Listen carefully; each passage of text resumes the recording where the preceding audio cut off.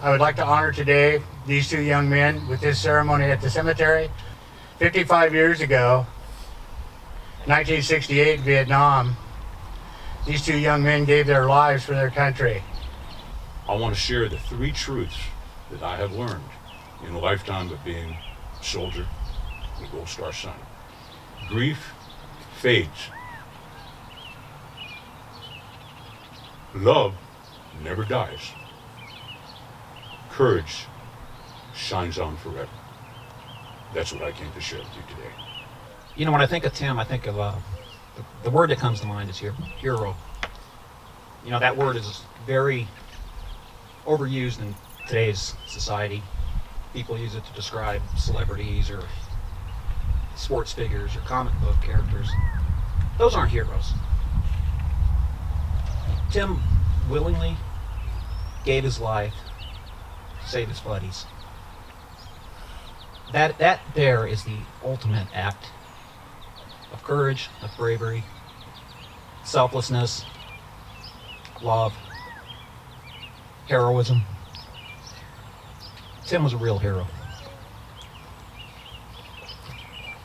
The President of the United States of America, authorized by Act of Congress, July 9th, 1918, takes pride in presenting the Distinguished Service Cross posthumously to Private First Class John Timothy Lane, United States Army, for extraordinary heroism in connection with military operations involving conflict with an armed hostile force in the Republic of Vietnam, while serving with Company Bravo, 4th Battalion, 9th Infantry, 1st Brigade, 25th Infantry Division. Private First Class Lane distinguished himself by exceptionally valorous actions on 6 May 1968 while serving as a rifleman during an operation near Duc Hoa. His unit had just established its night defensive position when an enemy force began to infiltrate the friendly lines. Private Lane and 3 men with him moved to a secondary defensive position situated in a small depression. An enemy soldier hurled a grenade into their location. With complete disregard for his safety, Private Lane threw himself on the grenade as it detonated. The explosion killed him instantly and wounded one of his comrades. By his self-sacrifice, Private Lane saved the lives of his fellow soldiers at the cost of his own.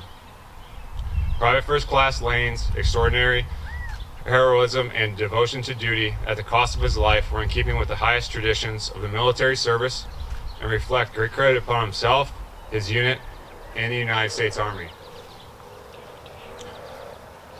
As Mr. Kramer said before, I am the current serving First Sergeant, Bravo Company 49 Infantry, and you know, one of the things when I was going to the unit, everybody told me, "Hey, you're lucky. It's a great unit." But this weekend, it becomes very apparent why everybody tells me that. Those units that honor their history, the men and women that came before them, and acts like this, when we honor those, that's what makes a great unit. The men and women make the unit great. The unit has nothing to do with them. They make the unit great.